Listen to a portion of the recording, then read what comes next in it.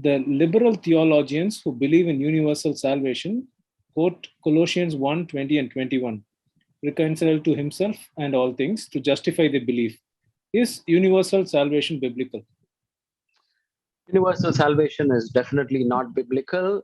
One of the things that we need to understand when we are arguing for a particular position is that, scripture has to validate scripture. This particular scripture that is being quoted, can you say the scripture again, Lenny? It's first Colossians 1:20 and 21. Can you read that for me, please? Yeah, I'll read from 19.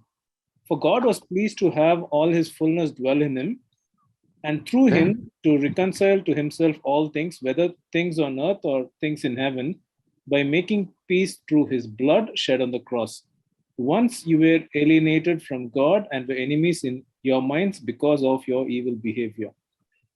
Okay. So this is verse 20. And through him to reconcile to himself all things, whether things on earth or things in heaven, all creation, by making peace through his blood. Is that the verse? Yes. Right. So the right way to understand this verse is going back to Genesis chapter 3. When sin enters the world through Adam, there is a loss of fellowship between man and God. There is a loss of fellowship between man and his woman, or between humans. There is a loss of a fellowship or relationship between man and animals. There is a loss of fellowship between man and the ground. And so sin has multiple ramifications.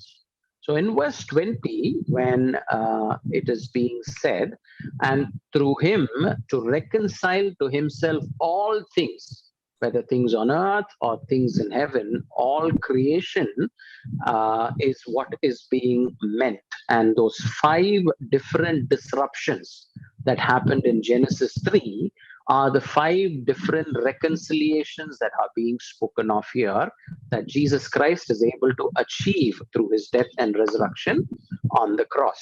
And so it is not a verse that speaks about universalism.